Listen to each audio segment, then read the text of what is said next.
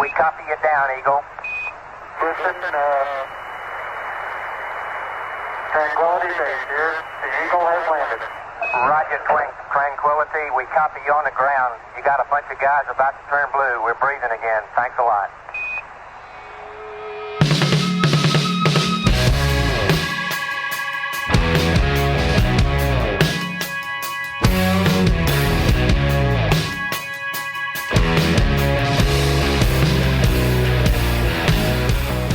Welcome to The Aggressive Life. The last voice you just heard in that clip from one of the most important moments in human history belongs to General Charlie Duke. General Duke was the Capcom for Apollo 11, the voice of mission control for the first moon landing. And while guys like Buzz Aldrin and Neil Armstrong walked on the moon, Duke was the voice on the ground helping make that first mission a success. But he wasn't content to stay there. In April 1972, he blasted off as part of Apollo 16, a lunar module specialist. Duke became the 10th person and the youngest ever to walk on the surface of the moon. Oh my gosh! We're going to talk to this guy today. Yes, I can't wait. Wow. My goodness. He spent just under 3 days on the moon, conducting 3 excursions into the lunar surface that included activating scientific equipment, collecting rock and soil samples, and driving the lunar roving machine or moon buggy. Have you ever seen that Brian Regan comedic routine about I wish I was on the moon? I haven't seen that, no. Okay, I'm gonna ask our guest about that in just a minute. So anyway, before he left the moon, Charlie left something behind, a framed photograph of his family. The back of the photograph was signed and thumbprinted by his family and bore the message, quote, "This is the family of astronaut Duke from planet Earth, who landed on the moon on the 12th of April, 1972. General Duke is retired from NASA as of 1976. He spent over 265 hours in space. He retired from the U.S. Air Force as a brigadier general. Man, I could go on, but I just really want to talk to this aggressive man who is an expert in something I've been geeking out on recently a lot, which is the whole space exploration, Apollo 8, Apollo 11, Apollo everything. And so we're going to spend the first portion of the interview geeking out on NASA and space and all that stuff. You may not be interested in that, but it's all a foundation for something I know you're going to be interested in, because that's why you have tuned into The Aggressive Life. So hang in there. Welcome to The Aggressive Life, General Charlie Duke. Thank you very much for that introduction. Happy to be with you. Look forward to our time together on this podcast. Man, I got to think that you get 20 podcast requests a day. Is that true? Well, not that many, but a lot. And some I'm a 15-year-old high school student and I'm starting this podcast, and I don't do those. I pray about everyone that I accept, and because I do get a lot. I can't do them all. And So Lord said, do this one. So here we are. Well, I didn't know anything about your faith journey. I just want to talk the moon, but I'm a man of faith too. When you start talking about praying about things and talking about the Lord instead of the man up above, I gather you're a follower of Jesus. I am. As of 1976, I've been in church all my life, and Jesus was in my head, but not in my heart. And in 76, I made a decision after going through a weekend Bible study that this is really the truth. Yeah. And for the very first time in my life, I experienced the peace of God. I knew I was on a different road. And sure enough, we've been that way. My family, my wife and I especially, have Duke Ministry for Christ. And we travel all over the world sharing our story. And it's been a blessing. I wonder, when you were exposed to the gospel, having been to the moon, as I did my quick math, having been to the moon, just a handful of years earlier, did your experience with space and NASA uniquely set you up to understand your creator, or was that a separate path altogether? No, I think it helped. I think it's in Isaiah. It says, when he made the earth, he suspended it upon nothing. And that's exactly what it looks like. There it is, suspended in the blackness of space.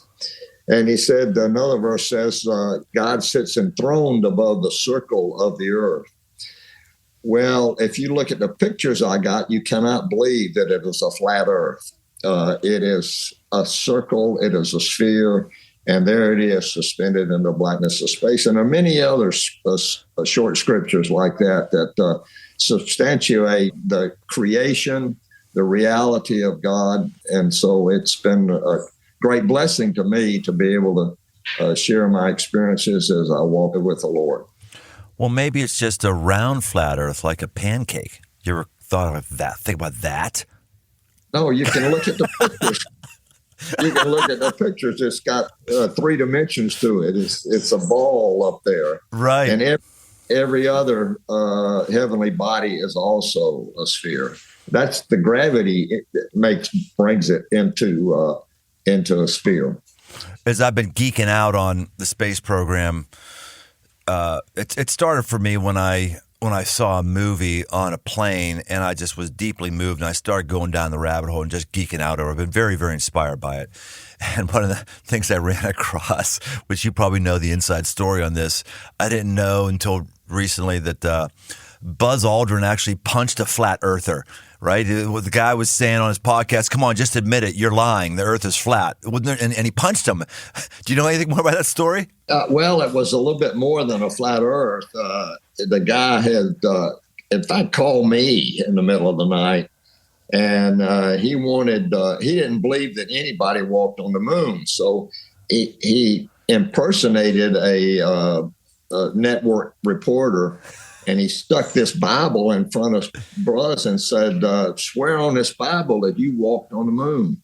And a couple other pushy remarks, and Buzz finally just smashed him. And he put out a lot of stuff about man didn't really walk on the moon. And it's just crazy. But the evidence is overwhelming that we landed on the moon. Yeah. I'm wondering, when you were on the moon, was it different than you expected, or at that point did you hear from enough people that this is what your experience was when Buzz or Neil Armstrong went on, or other people? So was there a new, ooh, surprise, I didn't expect this when you actually took your steps on the moon?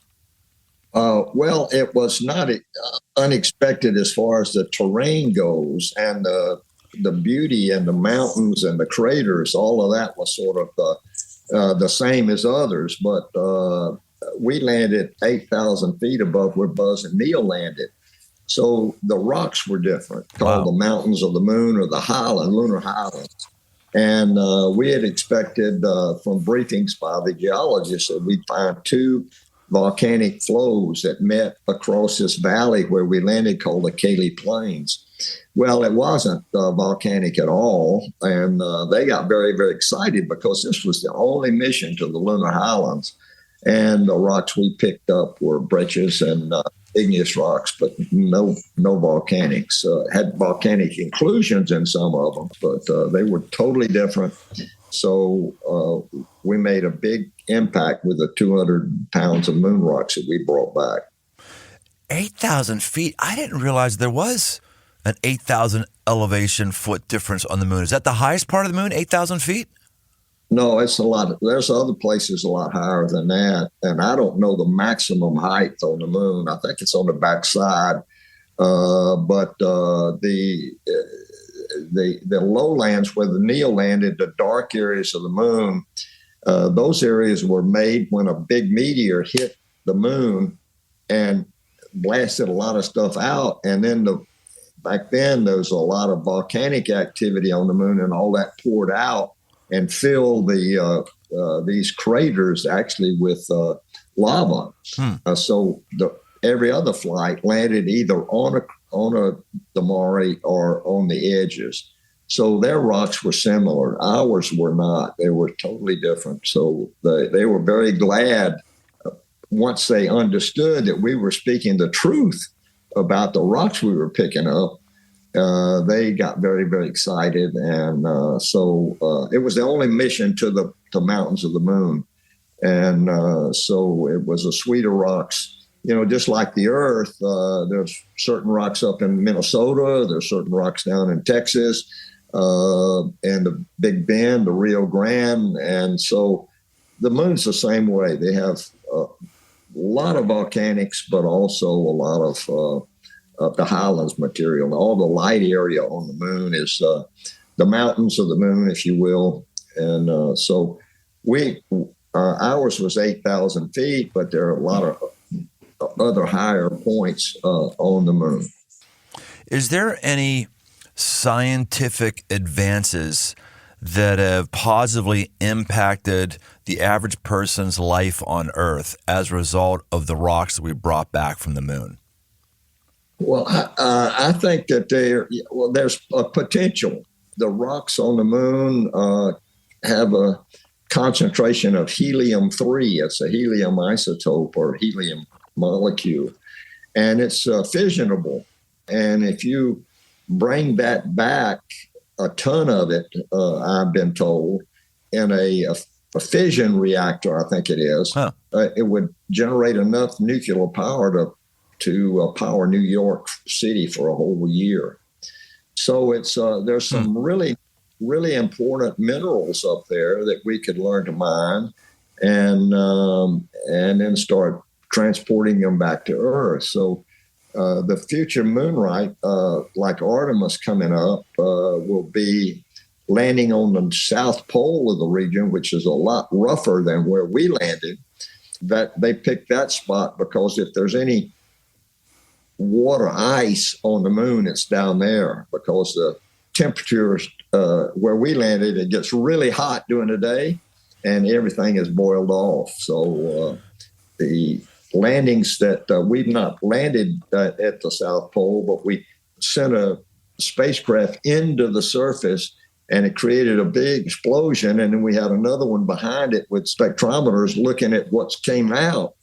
And they saw a lot of hydrogen and oxygen. And so, wow, that might be ice. Fascinating. Yeah.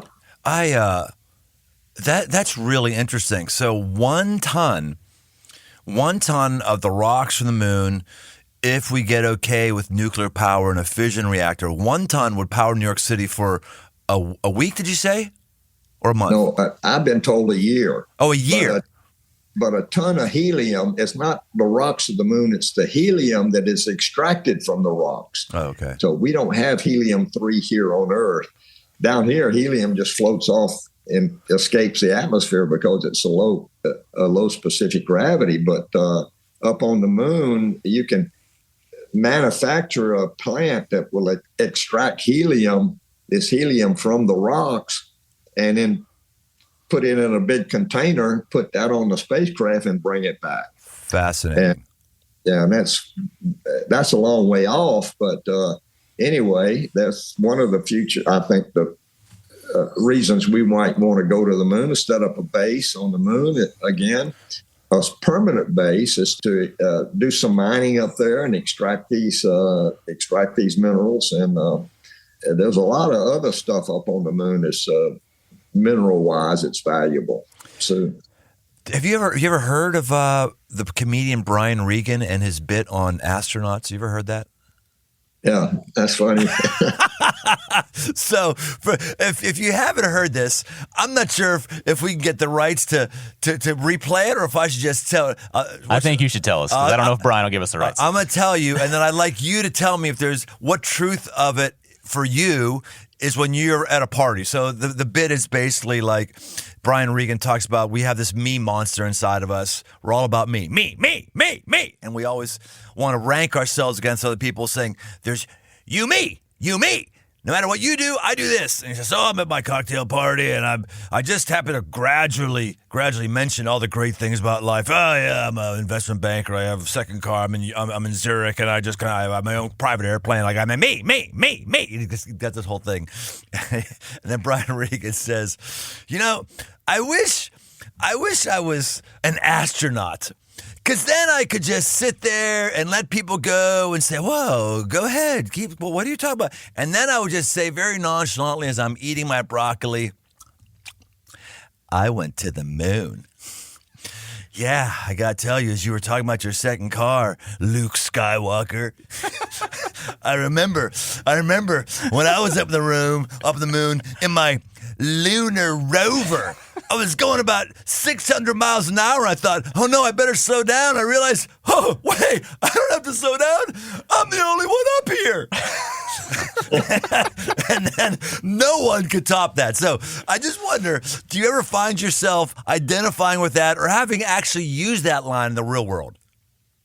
I don't volunteer the information that I landed on the moon. And a lot of times at a cocktail party, people say, well, Charlie, what do you do? And I said, well, I've had a career in the military. Now I'm a businessman, but I've had a career in the military as test pilot, astronaut. And said, oh, what did you do? I don't even volunteer. I walked on the moon. I said, well, what did you do as an astronaut? I said, well, I was the Apollo 16. I was the 10th man to walk on the moon. And they said, oh, really? Yeah. I don't really volunteer that information. It's to brag about it. More and more now, as I travel and speak, I get people recognizing me. And I was on American Airlines, and we landed, and I went up as I was leaving the aircraft, I went up past the cockpit, of course, and I leaned in and said, hey, I'm Charlie Duke. I want to thank you for this really great ride. And the guy turned around and says, you're Charlie Duke. Man, I didn't. And he gets on the PA system and starts bragging about a moonwalker on the airplane with us all. And wow. He's still a good friend of mine. And that's great. It started a friendship. Well, one of the books I read, just as I've been geeking out on this, again, I can't say it enough. I've just been geeking out on this stuff, so it's so good talking. I don't know if anybody else is enjoying this conversation. I don't really care about that. I'm enjoying the conversation, so thanks so much for this. But when I went through, oh gosh, what was the name of the book? It was the Right Stuff. You know, yeah. It really dawned on me. I didn't realize until then that, oh, we give these guys kudos for walking on the moon, but they only got to walk on the moon because they were badass pilots who had the quote-unquote right stuff, who were willing to risk life and limb to ride the ends of the envelope. And, yeah, a big deal. So, yeah, if you're a pilot, anybody walking the moon will be a hero because you were the top 1% of the 1% of anybody who was ever in a cockpit on the entire world at the time. Yeah. That's true. We were very fortunate. Most of us back in those days were. Hold on a minute. I'm sorry. Stop the recording. It's the moon calling. It's the moon calling. You forgot a shoe up here in the moon. You better come pick a shoe back up.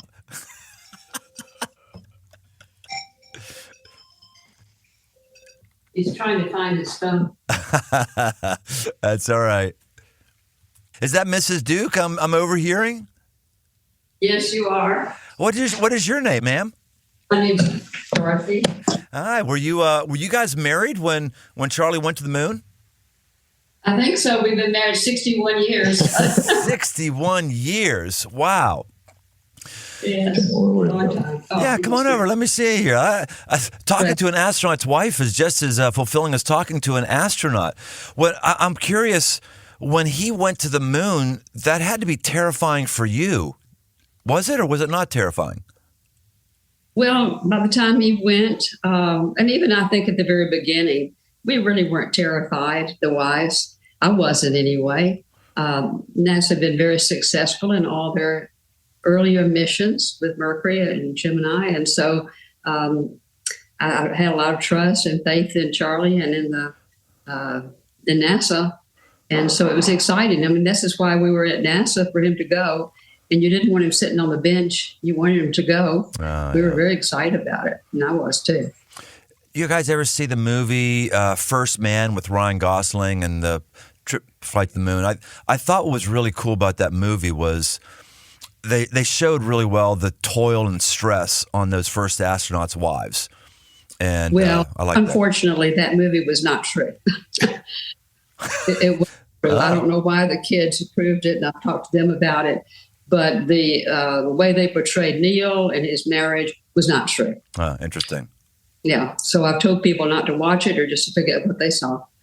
Fascinating. They weren't, the trouble in their marriage started a lot later than that time when he got back from the moon. The way they ended was at the end of the movie, there's Neil behind the glass and she walks in and they don't say anything. Yeah. I mean, they were jumping up and down with excitement. Yeah. And this is the way it really was. Yeah. So, and they didn't portray Neil well either. You know, all the people that they portrayed in the movie with him were dead. Even Jan, before she died, before the movie came out, she had seen it and told them that it wasn't true. Oh, that's a great word. Thank you. Apollo, that movie Tom Hanks did, Apollo 13, was really good. Yeah, that one came out. So you approve with that one, Apollo 13? Yeah, really good. Yeah, there are just two things they brought in that weren't true. Go ahead. Tell us, what were those two things? Okay, there were personal things which I thought were very unnecessary to even have in the movie. First was that they showed Ken drinking beer and locked in his apartment when the accident happened, and that it was very hard for them to get hold of him. Well, no, as soon as he heard about it, he was watching the whole thing. As soon as he heard about it, he ran, he got to NASA really quick to Mission Control to help. So that was not true about Ken. And then the part two about kind of implying that maybe Jack Schweigert wasn't good enough and that maybe he had made a mistake and things like that. Not true at all. Charlie will tell you that he was supposed to be the best guy at that sort of thing that was going on. And so that was wrong. And he was dead at that time. And we were with his sister after the movie, and it hurt her feelings very much that they portrayed her brother like that. So I don't know why people try to get into personal stuff. It isn't true. Yeah. Well, they got to find their level of drama to try to sell tickets. Yeah, it wouldn't take anything away from the movie to have let that part out. But the rest of it was... It was really a good movie, though, if you just overlooked that look. And you wouldn't realize that unless you were intimate to the knowledge of knowing everybody personally in the movie. And they just sort of took a few liberties. But I told Tom Hanks after we saw it, there was a group of us, NASA people, who did it. Were in Mission Control, and so we had a special screening. And after it was all over, I told Tom, I said, this was a great movie. I knew how it was going to end up, and I was sitting on the edge of my seat. So you really captured the intensity of the Mission Control and the crew. So he did a good job. Yeah. So that was Apollo 13 with Tom Hanks. And you, when you walked the moon, you were Apollo what? 16. And I was back up on Apollo 13. And my name's mentioned in the movie 3 or 4 days before the flight liftoff. I catch the measles, and I exposed everybody to the measles. And Mattingly was the only crew member that hadn't had the measles. So there was a substitution. Mattingly got pulled off because he could get the measles at the moon, and the guy who took his place was Jack Schweigert, backup, who I trained with. And anyway, after 3 or 4 days of training, Jim Lovell, the commander, said, "We're ready to go." So they lifted right off on schedule. So just shows the quality of training that we had back in those days, where 3 guys trained and 3 other guys train, and we go together, and you could take one of those guys on the backup crew and substitute him into the prime crew, and they have a cohesive crew after this 3 days. So it was a very good testament of the quality of the training that we all had. Right. It was a good movie. Thank you, sweetie. Thank you very much. Great insight. Thanks for coming in and blessing us with your knowledge. Oh, thank you. All right. I hope you're not going to punch me for calling your wife sweetie, Charlie. I hope you're not going to do that.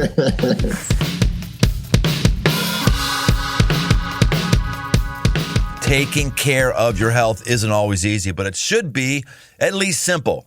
That's why for the last 2 years, I've been drinking AG1 every day, no exceptions, at home, on a hunting trip, camping off my motorcycle, no exceptions. It's just 1 scoop mixed in water once a day, every day, and it makes me feel ready to get moving. That's because each serving of AG1 delivers my daily dose of vitamins, minerals, pre and probiotics, and more. It's a powerful, healthy habit that's also powerfully simple. I like to have it in the morning. I have a 12 ounces of water, so right off the bat, I'm helping my hydration every single morning.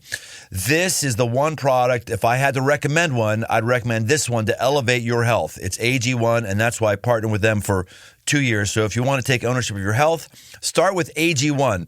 Try AG1 and get a free 1-year supply of vitamin D3 plus K2 and 5 free AG1 travel packs with your first purchase.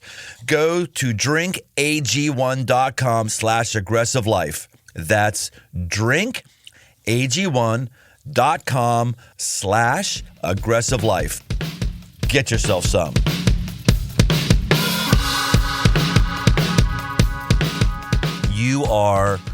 You're the voice from Mission Control on Apollo 11.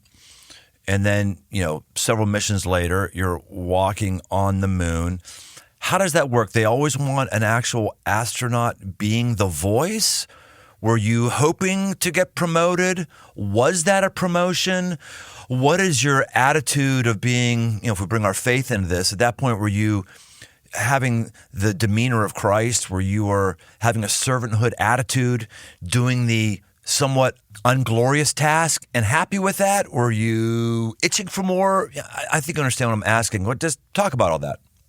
The sequence in Apollo was we had 3 crews. We had a support crew. These guys weren't going to go. They had no chance to go, but they supported the backup crew, who was the substitute crew if the prime crew got sick or had an accident, got killed, and then the prime crew. And so on Apollo 10, I was the support crew and did a lot of work on the lunar module. So I was Capcom, and in Mission Control, the Capcom was always an astronaut, and you got assigned to that job. And so, there were 4 shifts.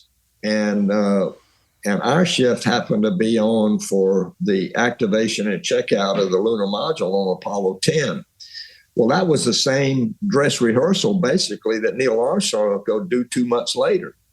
So I wasn't on the support. I wasn't supposed to be there, but Neil came to me, and the flight director says, Charlie, you did the same thing. You did Apollo 10. And we're going to do the same thing on Apollo 11. We want you to be Capcom for the landing. And the only difference, we'll tag on the landing instead of just descent and board back up. So I was the obvious choice for Capcom. At that point, I didn't have a crew assignment. But right after that, I got put on the backup crew for Apollo 13. And then the rotation was backup crew.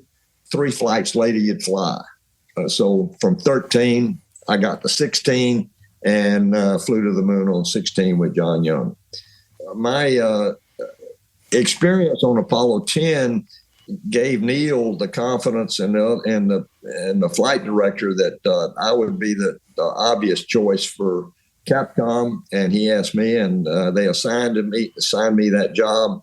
And so for 2 months, we trained with the crew, and Mission Control actually on every flight saved the day, if you will, overcoming those problems we had on descent, communication problems, computer problems, trajectory problems that led to final fuel problem. And so it was very critical. Mission Control did the right thing, made the right decisions. And we continued to landing with 17 seconds fuel remaining before we were going to call them aboard. So it was very close, but I'm convinced that we got to aboard. What we said was Eagle aboard. It would have been a silence back there and said, well, say again, Houston. And he's 30 feet off the moon or thereabouts. And we say, aboard, he's going to land. Right. So but the mission rule, because of that right stuff, aggressive, fly on the edge of the envelope, always push it mentality that you have to get into that program. These are not conservative people. And in a moment, I want to, but in just a moment before you finish this is where I want to take the rest of our time together. It's not so much about space; it's the attitude behind it. So keep going, Charlie. Well, so the attitude. I mean, he gets the big picture. He can see out the window. He knows he's 30 feet off the moon. All we know, he's 30 feet off the moon, and we're running out of gas. Well, abort meant he had 4% fuel remaining to throttle up the engine to full power and start a climb out away from the moon, and then abort stage, drop off the descent stage. So that 4% he could use to land, and he had to. And at 20, 30 feet off the moon, he had plenty of gas to continue that descent. So he had the final say. Now, if he'd have been 3,000 feet above the moon, he'd have probably aborted and we'd have lost the landing. But we weren't that far behind. Mission Control was on top of everything. And so we gave him the call. But fortunately, I didn't have to say abort. In Mission Control, we had Burzall and say, contact, engine stop. And, buddy, you know they were on the ground. Right. And shortly thereafter, Neil very coolly said, Houston, Tranquility Base here, the Eagle has landed. And then I responded with so excited, I couldn't even pronounce Tranquility. It came out twang. I said, Roger, twang, Tranquility, we copy on the ground. You got a bunch of guys about to turn blue. We're breathing again. And it was true. So it's a very exciting, tense moments at the end. But I want to give another shout out for Mission Control. They saved the day on just about every Apollo mission. There was something went wrong. And those guys were so sharp and so ability to work around these problems that we didn't have a failure. The only real problem we had was on Apollo 13, where it wasn't oxygen tank blew up, and but we got them back, and that was the success of Apollo 13. That these guys didn't die in space, and could have if we had done the right things. Yeah, it's really good to be reminded that there's some people who get the limelight in life, but the vast masses of us just have to hit our marks, hit the same nail, do the same thing over and over, mission control.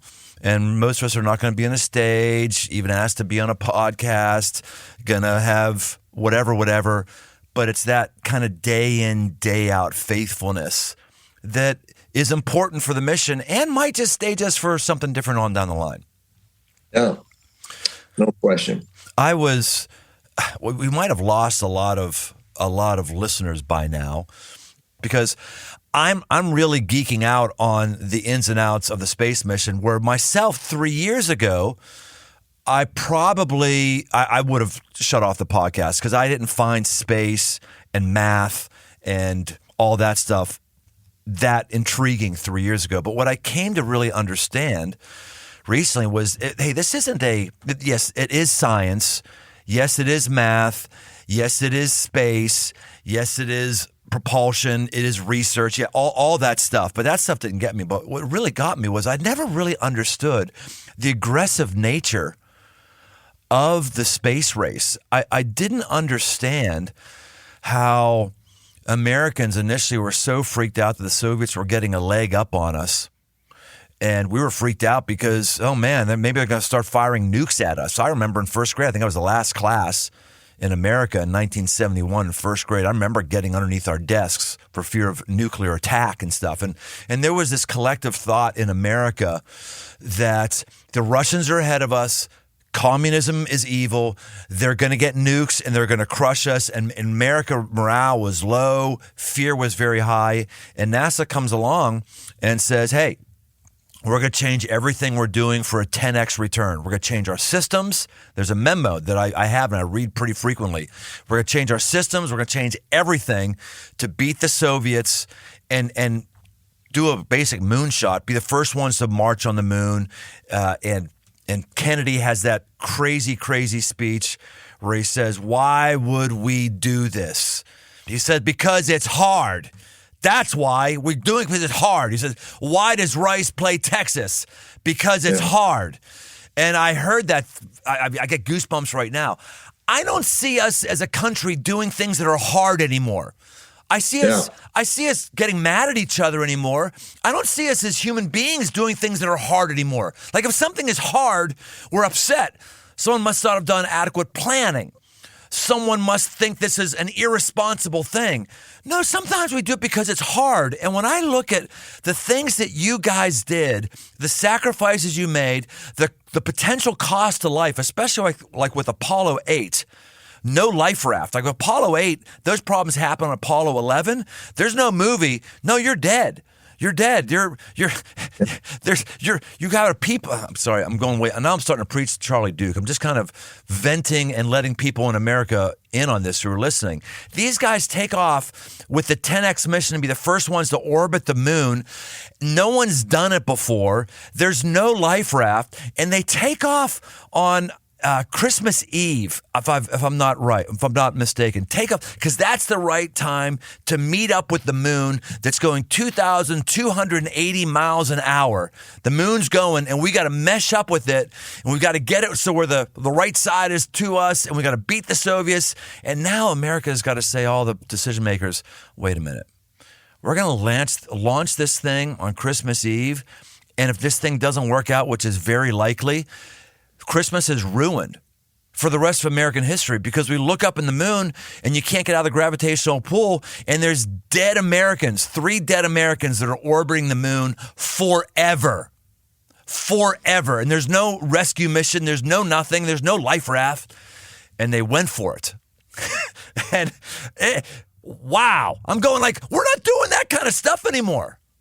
No, it was a very risky mission. The decision was, we'd heard that the Russians were going to launch a mission to the moon, and they were going to win the space race by having the first human beings there. So the second flight of Apollo was Apollo 8. They were designed just to go check out the spacecraft in Earth orbit. And NASA management and the crew said, well, we're ready to go. We'll take that risk. And so they launched the second time they'd flown the command module, and they launched first time on the big Saturn rocket with people.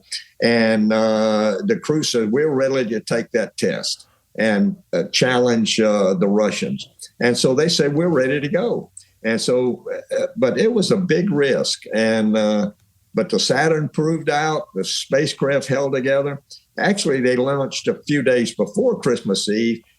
On Christmas Eve, they were in orbit, and that's when they had the TV came on, and they had the TV with the Earth coming up behind the moon. Got it. I think that was, except for Neil Armstrong's, that's one small step for man, one giant leap for mankind. The most exciting words to me was when they started reading from Genesis. Right. In the beginning, God created Earth. There's the Earth out there.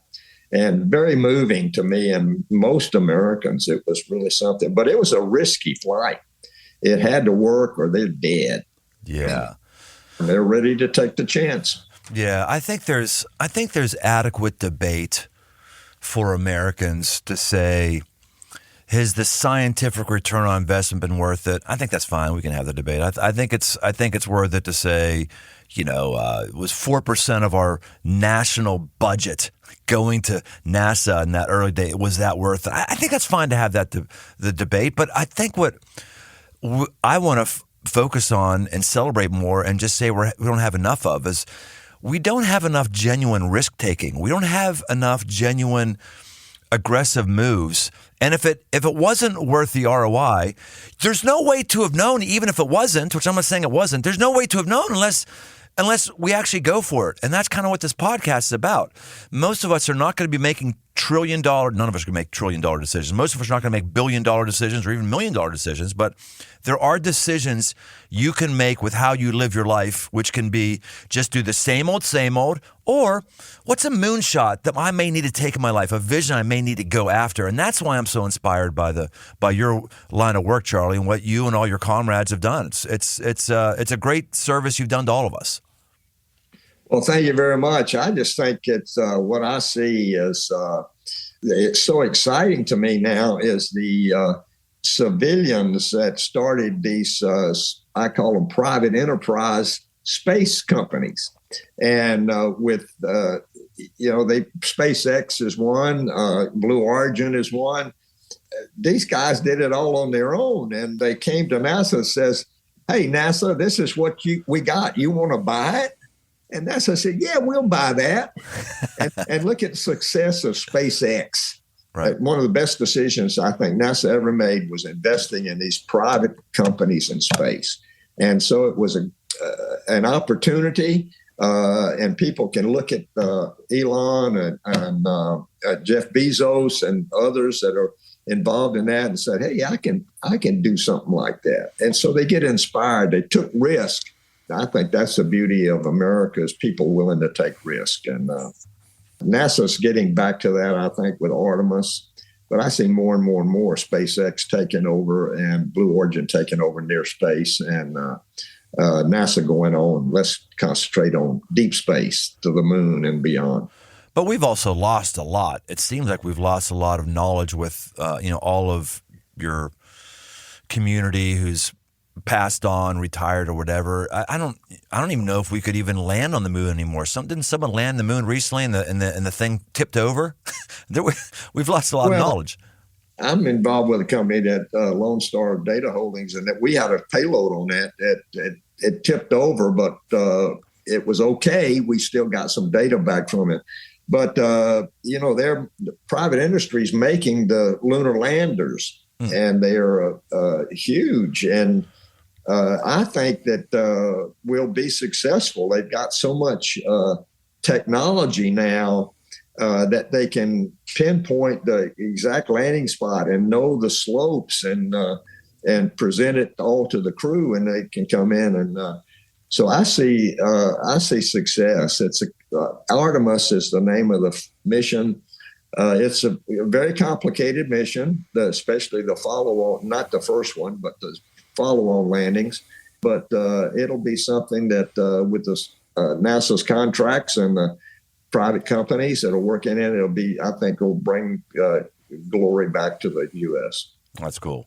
All right, I have one more open-ended question for you, Charlie, and then I want to bring you into our lightning round. I want to do a few really quick shot answers. If you're up for that, is that okay? Oh. Great. So here's my open-ended question.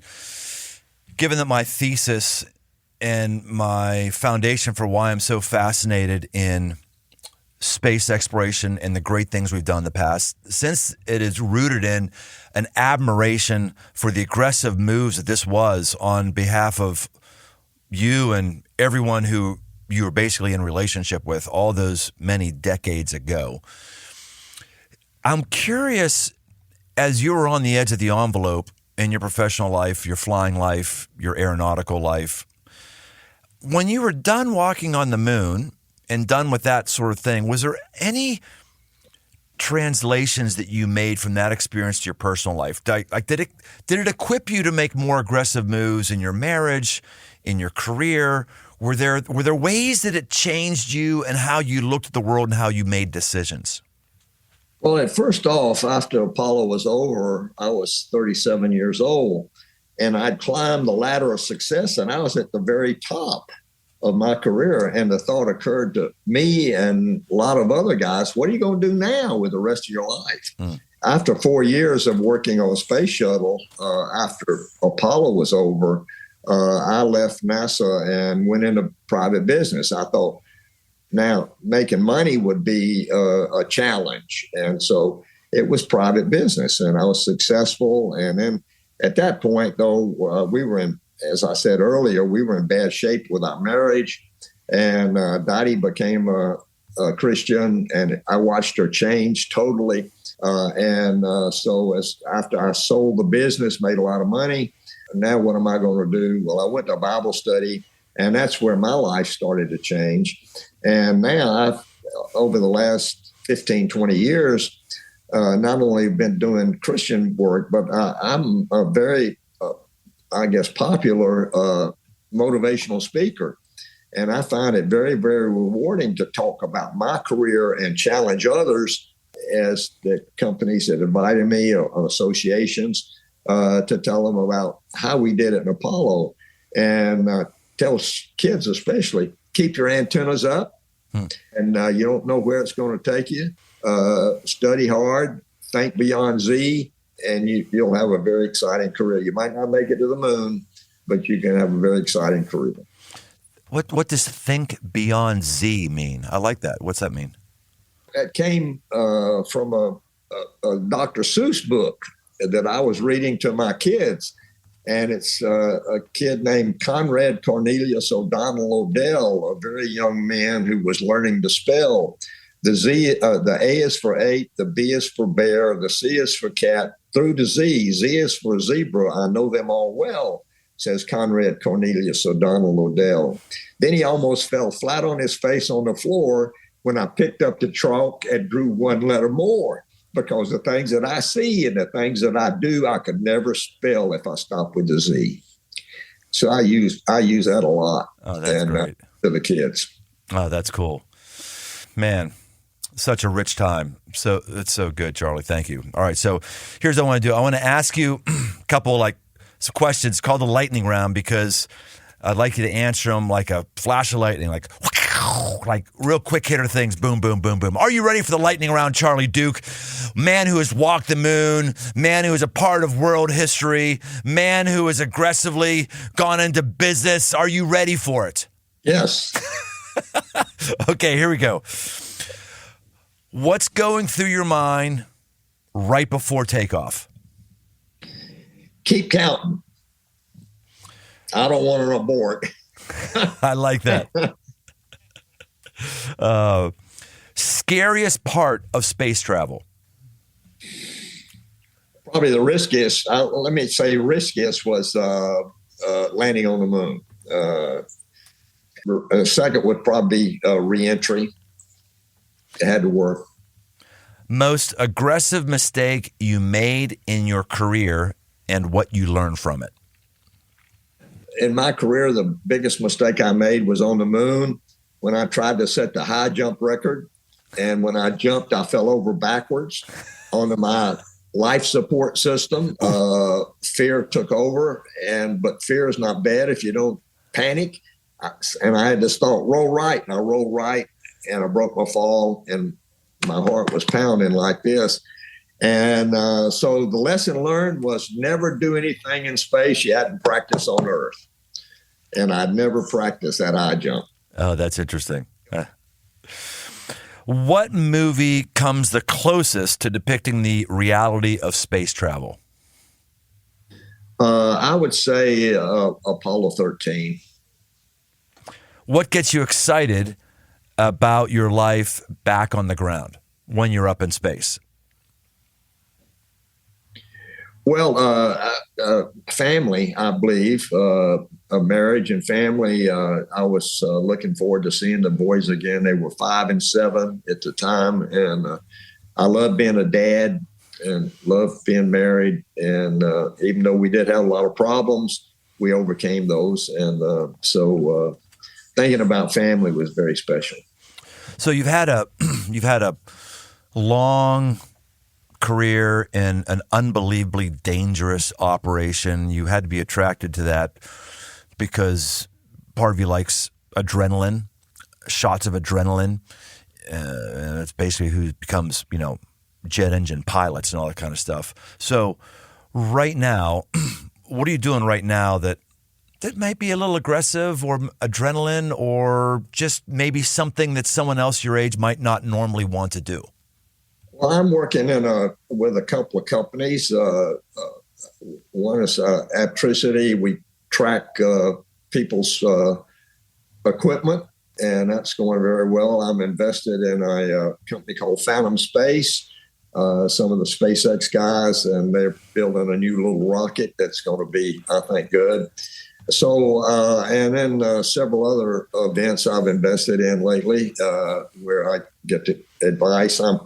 Next week, I'm headed to Houston as a consultant on with Intuitive Machines, and they're building a lunar rover And Jack Schmidt and I are the only two guys that left alive that rode the rover on the moon. Well, Wow.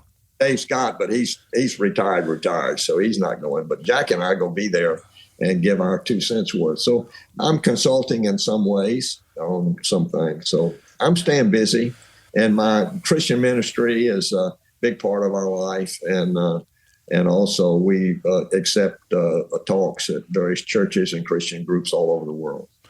Well, in that meeting, you've got to start working your repertoire. When I was cruising on the Sea of Tranquility in my lunar rover, you just got to start dropping that in. Oh, that's so good. Hey, one other thing I just learned a couple days ago I didn't know about was that the original astronauts, and I assume it was the same with you, wanted to have some sort of life insurance, and their wives couldn't find life insurance. How does a company, be able to figure out what the payment or the premium should be? That they signed a bunch of envelopes before they went off that the wives could sell off to give them some money. I thought that was fascinating. Yeah, that was our insurance policy. Every flight did that at Apollo, especially, and we called them insurance covers. And they were just little envelopes that were postmarked the day of liftoff, and were going to be postmarked, and we signed them all three, and every flight did it. And our flight, we did 500 of them, split them up between all of the wives and the family. So if we didn't get back, they had these things to sell. So that's why they were called insurance covers. And you're right. We couldn't get any insurance. I had military insurance, but it was $25,000 or something like that. But it was exorbitant fees or premiums, I should say. Right. Are those letters still possessed by somebody someplace?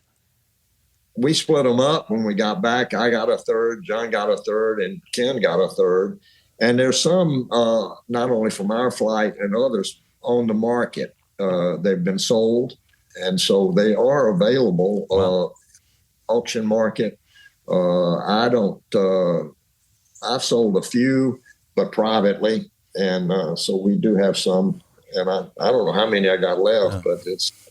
I mean, do you ever run across a pastor or podcast host who's actually the most informed interviewer you've ever encountered, and is actually being used by God in a mighty way, and actually tithes, and just like give him one of those? Has that ever happened to you? I don't understand your question, but yeah. I'm saying, come on, I'm qualified. I've given you better questions than any other losers have. Come on, I'm a little informed. You've been really good, Ron. Tell you. I gotta make an aggressive ask. Like, why not? If you've got a number of them. I gotta say, you got more enthusiasm than most guys that interview me than most guys that interview me, I should say. Yeah, you motivate me. All right, thanks, brother. Hey, is there anything that we should have talked about that we haven't talked about? Anything you wish I would have asked you that I didn't ask you? This is your time. Not really. I get a lot of questions about what do you think about going back to the moon. And Artemis is a very major undertaking, and so whatever I can do to help them be successful, I want to try to do. If I'm still capable, I'll be 89 years old in October 3rd, and so. But I'm still in good health, and I still travel, and so hopefully we'll be able to help out on the future land missions to the moon. Gosh, 89. That reminds me of something else I'd love to ask you, if I can have a couple more minutes from you, is, when I look at your life, Buzz Aldrin, Lance Armstrong, Frank Borman, the other names escape me right now from Apollo 8. As I do some of that reading, you guys are all guys who are crazy ass active into your 80s and 90s, I mean, Frank goes and he buys a World War II Mustang, and gosh, I can't remember his name. What's it? The other guy, the guy who took all the photographs on Apollo 8, his good buddy. Bill Anders. Yeah, I think it was. And who was the other one? Bill Anders and Frank Borman was the commander.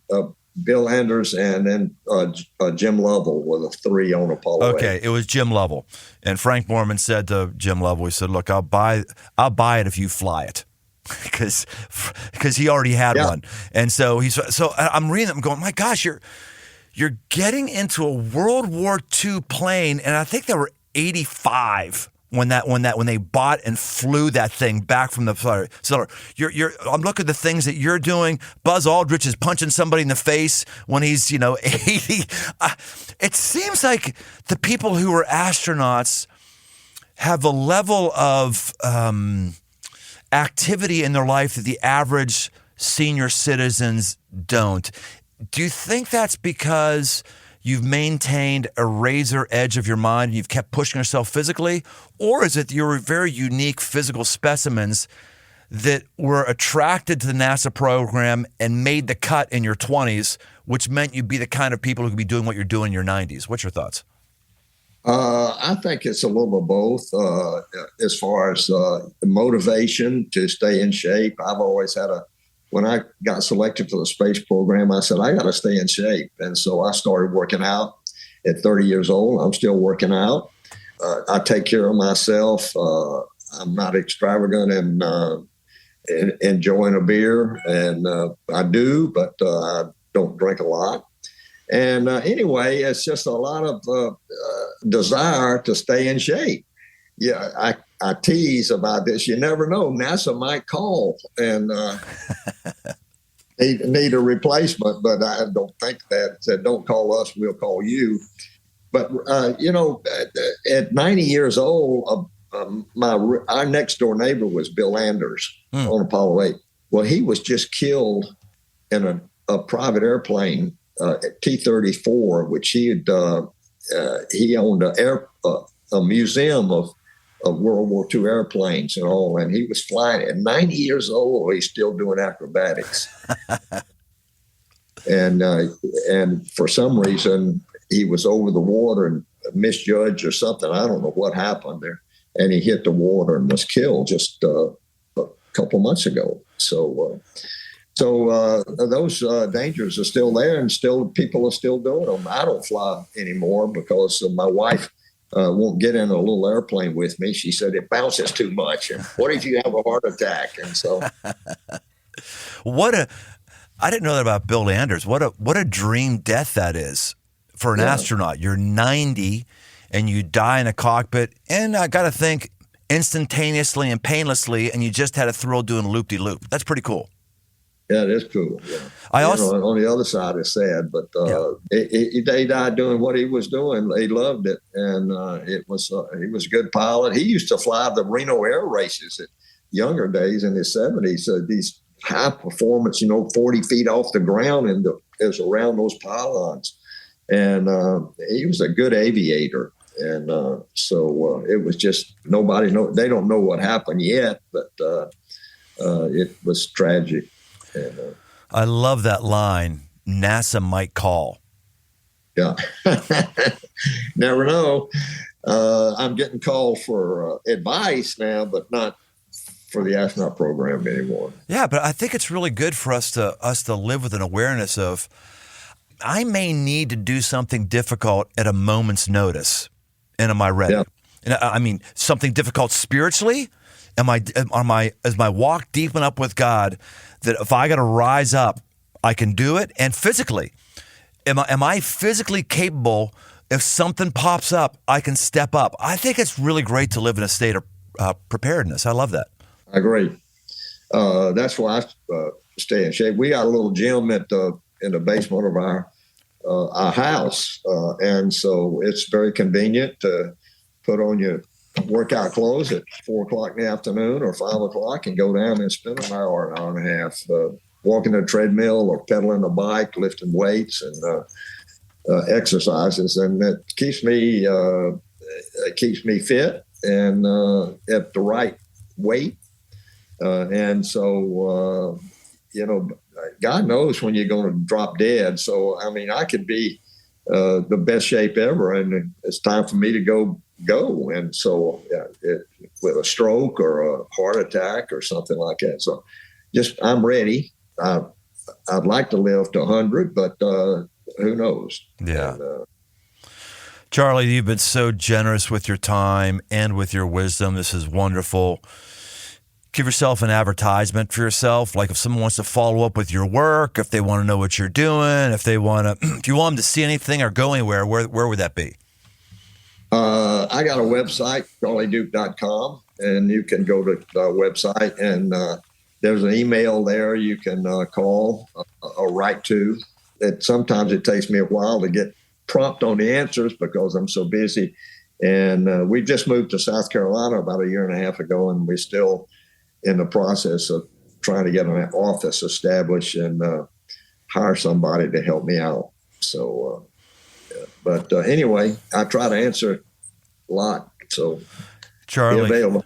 Thanks a lot, man. You've dropped a rich amount on us, and I'll just close this out by saying to everybody, hey, there's something here that General Charlie Duke shared that should impact your life. It will mine. It is mine. Always being prepared. Is that what it is? Willing to take a subservient role, and then you get to walk on the moon, always trying to do something different, starting business. How about just like listening to your wife and growing in your spiritual journey and being humble enough to receive Christ? I mean, there's so many things. This is called the aggressive life, not the interesting thoughts life. I hope you've had something here that's going to make you do something different. And Charlie, as soon as I sign off, I will send you my address to get one of those envelopes. All right, we'll see you next time on The Aggressive Life. Adios. Thank you. Thanks for joining us on this journey toward aggressive living. Find more resources, articles, past episodes, and live events over at briantome.com.